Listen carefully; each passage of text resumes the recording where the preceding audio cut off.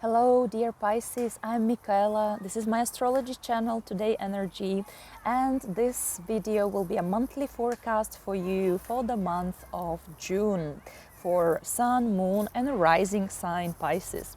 Now June promises to be calmer than the previous 2 months in which we were experiencing the two spring eclipses on the fixed signs of Taurus and Scorpio.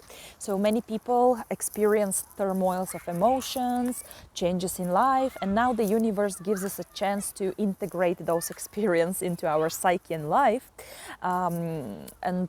Universe gives us 3 retrograde planets this month, okay? Now, of course, when a planet stations to change its direction of movement, then the whole focus of the society is on that planet's topics. So we will discuss this. But let's start from the beginning. At the beginning of the month, we have this fiery, explosive conjunction of Jupiter and Mars in Aries, and that's your second house. So seems like you were and you are, like the last days of May, first days of June, investing a lot of passion and energy into making money or into spending money and into working with your self-esteem, your body, your possessions and belongings. That's great. But this combination, this conjunction, is squared by a pretty tricky point on the sky called Black Moon Lilith. Now, Lilith spends 9 months in a sign, and up until recently it was transiting Gemini, and it was about fake news, miscommunication, offensive words and wrong thinking. But now Lilith transits Cancer, that's your 5th house, and Lilith in Cancer brings over sensitivity, too much emotions. As Shakespeare said, much ado about nothing, right? So we might be provoked emotionally, we might feel some issues, offended, something related to children, and in this case really that's your 5th house. So maybe your children are behaving in the way that there is this kind of tantrums at home, or feeling some over worried or emotional. Really remember that Lilith feeds from our own fears and traumas from childhood. So try to, I know Pisces is generally also a water emotional sign, and Lilith in 5th house, it's about provocations from kids, from our loved ones, from our own internal child who probably needs more attention now, right? So maybe you are like, I'm gonna spend money on what I always wanted, like a pink car or a huge white wardrobe, and then you will be like, Jesus, why did I need to buy it, right? Those were all my savings. So be very discerning about money and about love, relationships, hobbies and business, because it might be you might not have very clear focus on those topics at the beginning of June as well as at the end of the month. Lilith will be triggered once again. Now on the 3rd of June, Mercury stations to go direct, which is a good news, right? Because Mercury was retrograde for the last 3 weeks. It's about our talking and thinking, communication and documents. So there might have been some delay, and now it will move forward. But those days, I would say 2nd, 3rd, 4th of June, yeah, give it 3 days. This planet is very confused because it's like stopped, right, on the sky, as if. And so Mercury does stop in your 3rd house. So I wouldn't do any paperwork, studies, exams, travels, car repairment, meeting, communication, opening a social media, doing some deals, trading, commercials, PR. I would hold it for later days, as well as Mercury rules your 4th and 7th house, pretty important houses of your horoscope. So also live for later anything related to property, relocation, parents or partners, any sort of deals, any sort of contract signing, listening to advisors. Just, be very double, triple careful about those topics at the beginning of June. By the way, you still can watch on my channel the video dedicated especially to this Mercury retrograde. I think the information is still relevant, even because Mercury leaves its retrograde shadow on the 18th of June. So then already all these topics will be cleared out and move forward on full steam. On the 5th of June, Saturn stations to go retrograde. Well, Saturn is a slower planet, right? Social planet. So we feel Saturnian topics, I would say, last couple of days of May, first 10 days of June, give or take. And in the public space, it could be some news about politicians, government, constructions, laws, prohibitions, restrictions, elderly people, pensions, problems, basically Saturn is challenges. But in your natal chart, Saturn rules 11th and 12th house. So of course, when it's stationed, the attention is towards topics in your life like friends, who are my tribe, like-minded people, group projects, organizations in which you participate. It can be political, non-political, it can be your club for tourism, reading club, anything that gives you pleasure and you meet there your people. And also Saturn rules your 12th house, which is very tricky. It's about your subconsciousness, it's about your emotions, about your past. So Saturn wants you this period of time when it's stopped on the sky, right? There is big tension, Saturnian tension. Saturn wants you to be very serious about your friends and about your own inner world. Saturn is ascetic planet, right? So it's not about plentitude and superficiality, quite the opposite. It's more like hard work, discernment, who are my real friends, whom I can really trust, who are the people who are with me during my hard times, not only during the good times. Who are the people who are with me no matter what and throughout time. Maybe you will meet older people, Saturnian people like Capricorns, or there would be high social status or representatives of the government. Saturn will want you to evaluate generally your social circle. And yeah, while it's stationed, it's about evaluation. And then it goes retrograde for 4 months and a half. So you have time to go back, like maybe you are meeting old friends of yours and reestablishing communication with them. But even more importantly, 12th house is going back into your psyche, your emotions, your subconscious world, cleaning there any sort of self-doubts, fears, panics, traumas. Because let's face it, Saturn is a bit of a gloomy planet. It is about indeed like darkness, and it's about restrictions. So maybe you have to reevaluate what holds me back. What are my inner insecurities that don't allow me, for instance, to form good friendships, quality ones, right? Saturn is about quality, not quantity. Maybe you will be prone to spend more time in isolation, and please don't feel lonely. Yeah, Saturn can be like the lonely warrior, like it's me against the world and no one understands me, but those are just like the lower manifestation of the planet. The truth is that Saturn wants us to be mature, to be self-reliant, not to follow the crowd, but to express your own opinion freely, and thus gaining respect of other people. So maybe you need to, maybe this is just your case, right? It's like a general forecast, but possibly in your case, it's about really working with therapists, doing some spiritual practices, but be very serious about it.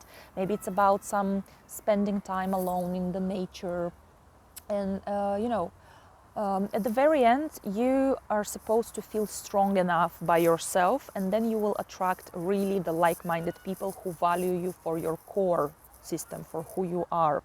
As well, don't forget, Saturn is about boundaries, personal boundaries. So no one should mess with your personal space, your opinion, your desires, and so on.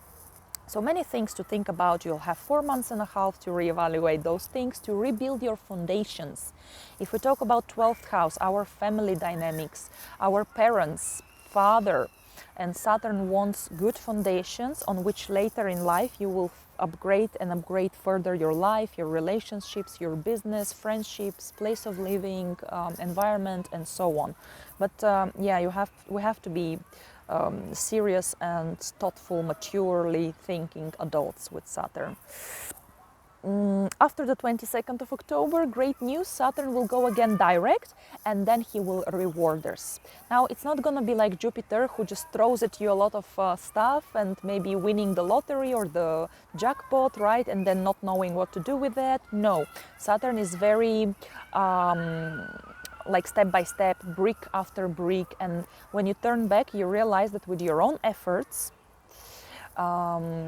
you build your own present and even future. Okay, so it's about working on your relationships, friendships, Maybe it's about internet, maybe it's about your online business possibly, right? Or maybe it's about your business with faraway lands, because 12th house is not only our subconscious, but it's also exotic countries, emigration, relocation. So maybe this 4 months and a half, maybe you want to relocate because you want to work in some international corporation, huge company with other people, but you have to think very seriously and carefully about that, and possibly in October that might really happen with the due preparation. On the 12th, Venus, who rules your 3rd and 8th houses, conjuncts Uranus, the planet of surprises, in your 3rd house. Now, it's good around this date to be careful with speed, with vehicles, with internet, because Uranus is like lightning from the sky.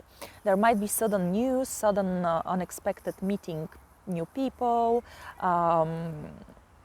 travels. Suddenly you'll have to do travel somewhere. Maybe it's gonna be concerning passive income or your personal relationships, or there might be some maybe you're doing some health research if you are planning to get pregnant, so there might be even some sudden news about this, because Venus generally rules finances, money and love, so you might meet suddenly, unexpectedly, your love, either in internet or while you tank your car with gasoline, or while you travel, or money, of course. People, Pisces, who work with online trading or business, then you have a great chance to actually make sudden income from trade or online or education or transport. On the 13th, Mercury, who is already going direct, is again in Gemini, in its home sign, where he's very happy, and he will be there till the 5th of July, and that's your 4th house. So yeah, this is, you see, it's a good time to talk with parents, talk with family, travel with them, maybe share family vehicle, maybe do some documents about, you know, like paperwork about relocation or property, selling, buying, moving, something like that. On the 14th, we have a full moon at 23 degrees of Sagittarius. That's your 10th house. You will feel it especially if your MC, the cusp of your 10th house, is around this degree. Now, of course, full moon, it's about rewards, it's about culminations, it's about being very visible. Mind you, 10th house is the most public area of all our natal charts. So maybe you are admired and recognized at work. Maybe there is some improvement of your social status, marrying, divorcing, becoming a manager, moving the company, becoming a freelancer. But it's like reaping the fruits of your own work.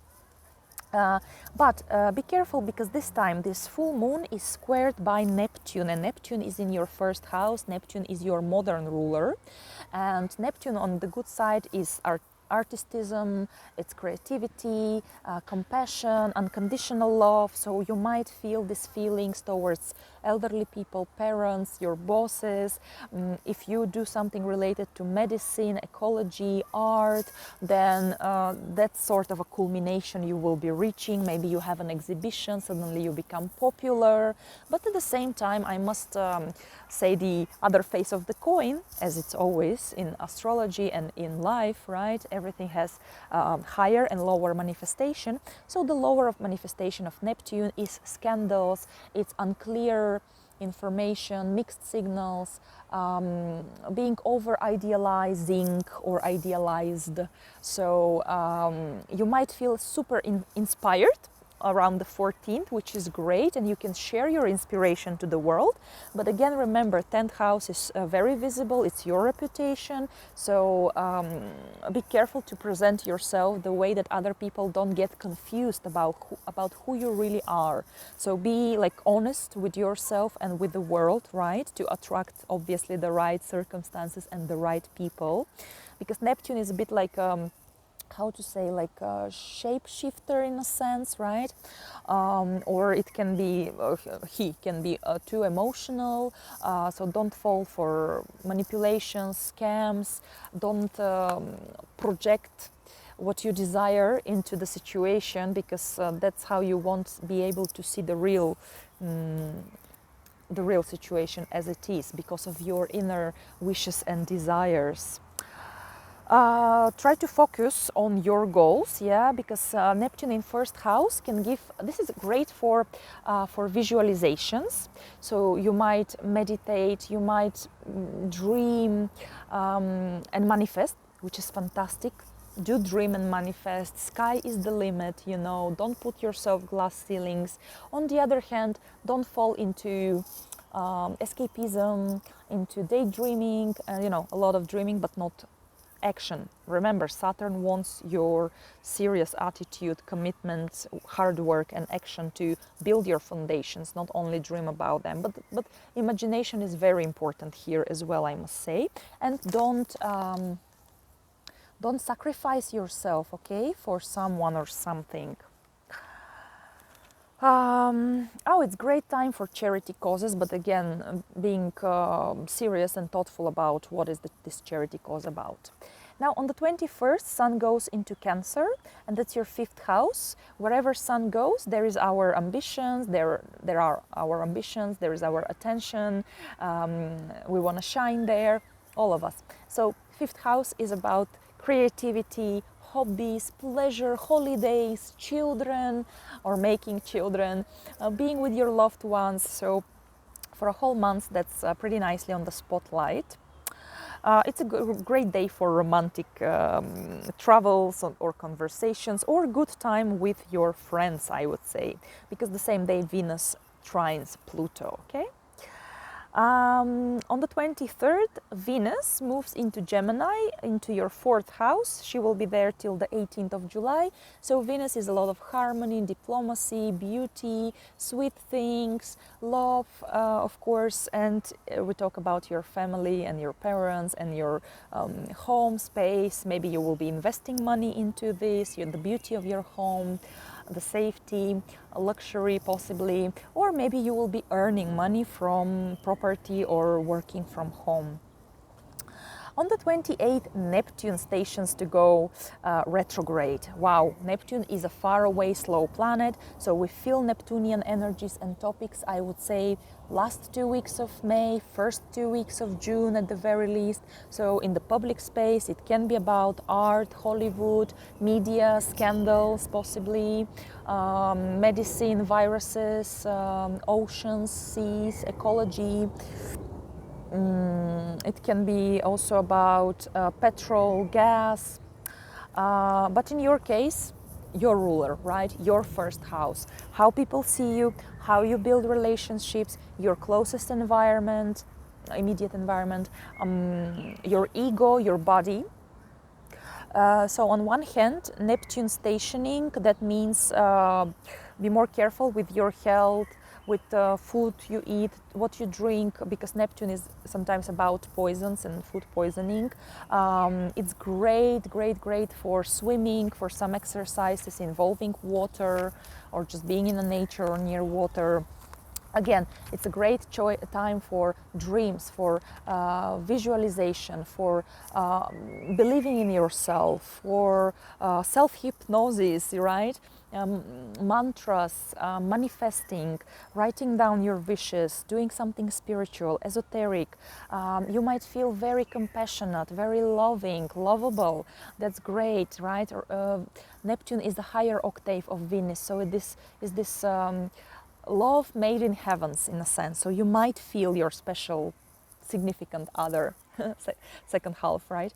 But again, I must warn you against this Neptunian trait to escape from reality, being in some dream world, dreaming about Prince Charming, not seeing things clearly.